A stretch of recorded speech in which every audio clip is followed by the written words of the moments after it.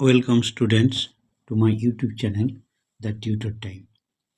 আজকেও আমি তোমাদের সামনে নিয়ে এসেছি মাধ্যমিক টেস্ট পেপারের 2025-26 সালের, অর্থাৎ যেটা কারেন্ট টেস্ট পেপার, তার section C, letter writing, page number 62। তো লেটার রাইটিংটা কী আছে একবার দেখে নেব। তার আগে বলি, তোমরা আমার ভিডিওটি দেখে নিশ্চয়ই উপকৃত হবে এবং তোমাদের কাছে খুবই হেল্পফুল হবে। 2026 সালের যারা মাধ্যমিক পরীক্ষার্থী তাদের জন্যই এগুলো আমি তৈরি করছি, তারা উপকৃত হবে এটা আমার ধারণা। তো তোমরা আমার ভিডিওটি দেখার পর চ্যানেলটিকে লাইক, শেয়ার, সাবস্ক্রাইব অবশ্যই করবে। তা না করলে আমি এই ইন্সপিরেশনগুলো পাবো না। আর আমার পূর্ববর্তী অনেক ভিডিও দেওয়া আছে পূর্বেকার, সেগুলোও দেখে নেবে। যাক, শুরু করা যাক। কোশ্চেন নাম্বার 9, লেটারটা কী ছিল দেখো। Write a letter to your friend within 100 words telling him or her about the necessity and usefulness of reading English newspaper daily। অর্থাৎ প্রতিদিন ইংরেজি পত্রিকা বা খবরের কাগজ পড়ার উপকারিতা এবং প্রয়োজনীয়তা বিষয়ে জানিয়ে তোমার বন্ধুকে একটি 100 ওয়ার্ডের মধ্যে একটি চিঠি লিখতে হবে।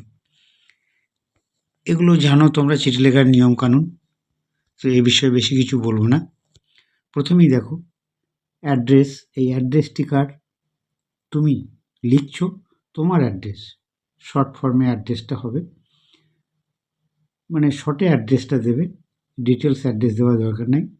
সাপোজ একটা তোমার গ্রামের নাম প্লাস ডিস্ট্রিক্ট, এটুকু বললেই যাকে লিখছো সে বুঝে যাবে। তারপরে ডেট দেবে, যে ডেটে তুমি চিঠিটা লিখছো ডেটটা দেবে। এখানে দেখো ডিয়ার সৌরভ, অর্থাৎ সৌরভ তোমার বন্ধু, বন্ধুকে সম্বোধন করে লিখেছো। এবার চিঠির মূল বিষয়ে চলে যায়, বডি অফ দি লেটার এটাকে বলা হয়।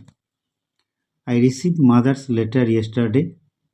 আমি গতকাল মায়ের চিঠি পেয়েছি বা পেলাম। I am surprised to know that you do not read news papers. আমি জেনে অবাক হলাম যে তুমি খবরের কাগজ পড়ছো না। সারপ্রাইজড মানে অবাক হওয়া বা বিস্মিত হওয়া। SURPRISED, surprised. নেক্সট সেন্টেন্স দেখো, you are spending your leisure time by watching TV and you are also addicted to mobile phone. তুমি তোমার অবসর সময় কাটাচ্ছ টিভি দেখে, মোবাইল ঘেঁটে, যেটা এখন ম্যাক্সিমাম স্টুডেন্ট বা কম বয়সী ছেলেমেয়েরা করে থাকে। মোবাইল ফোনে অ্যাডিক্টেড, এই অ্যাডিক্টেড টু মানে হচ্ছে আসক্ত হওয়া, কোনো কিছুর প্রতি আসক্ত হওয়া। অ্যাডিক্টেড টু মোবাইল ফোন, অর্থাৎ মোবাইল ফোনের প্রতি আসক্ত হয়েছ, এটাও আমি জানতে পেরেছি। Next sentence, I think it is bad for you. আমি মনে করি এটা তোমার পক্ষে খারাপ বা ক্ষতিকর। কোনটা? টিভি দেখা, মোবাইল ঘাঁটা ইত্যাদি। তারপর দেখো next sentence, I suggest you to read English news paper regularly. আমি তোমাকে সাজেস্ট করব বা আমি তোমাকে আমার মতামত দেব যে তুমি রেগুলারলি ইংরেজি পত্রিকা পড়ো। English news paper, news paper হয়তো অনেকেই পড়ে, বাংলা নিউজ পেপার পড়ে বা অন্য নিউজ পেপার পড়ে, কিন্তু তাতে করে তোমার ইংলিশের যে জ্ঞান বা knowledge, vocabulary, stock of word, এগুলো বাড়বে না। তোমাকে পড়তে গেলে ইংরেজি পত্রিকায় পড়তে হবে। The news paper is the part and parcel of our life. খবরের কাগজ হচ্ছে আমাদের জীবনের অবিচ্ছেদ্য অঙ্গ। পার্ট অ্যান্ড পার্সেল, এটি একটি ইডিয়ম, ফ্রেজ ইডিয়ম বলা হয়। তো এগুলো তোমাদের চিঠির মধ্যে প্রয়োগ করবে। প্রয়োগ করলে চিঠির যে সৌন্দর্য, চিঠির যে লেখার রাইটিং স্কিল, সেগুলো আরও সুন্দর হবে। তাহলে এরপরে দেখো, ইট acts as the mirror to all educated person in the world. বিশ্বের প্রত্যেকটা শিক্ষিত মানুষের কাছে খবরের কাগজ হচ্ছে আয়নার মতো, মিরর। অর্থাৎ খবরের কাগজ থেকে আমরা অনেক কিছু জানতে পারি, সেই জন্য এটাকে, বা বুঝতে পারি, দেখতে পারি, সেই জন্য এটাকে মিরর বলা হয়েছে। আয়নাতে যেমন সব কিছু দেখা যায়। যাকে next sentence, the news paper are very useful for language learning including the improvement of vocabulary. খবরের কাগজ কি করে আমাদের?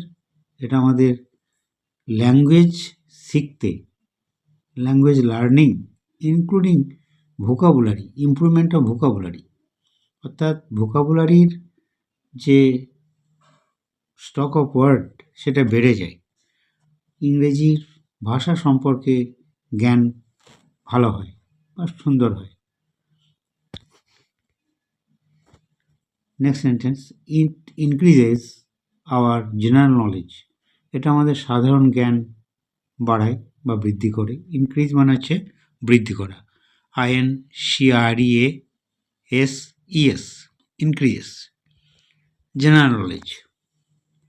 The newspaper gives us news about the latest ideas, events, discoveries and inventions.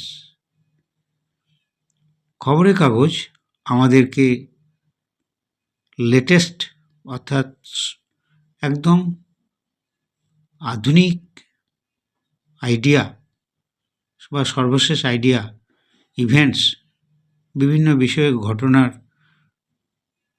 বিষয় সম্পর্কে জানানো, ডিসকভারিজ মানে আবিষ্কার, অ্যান্ড ইনভেনশনস, এটাও আবিষ্কার। ডিসকভারিজ অ্যান্ড ইনভেনশনস, এই দুটোর মধ্যে একটা ডিফারেন্স আছে।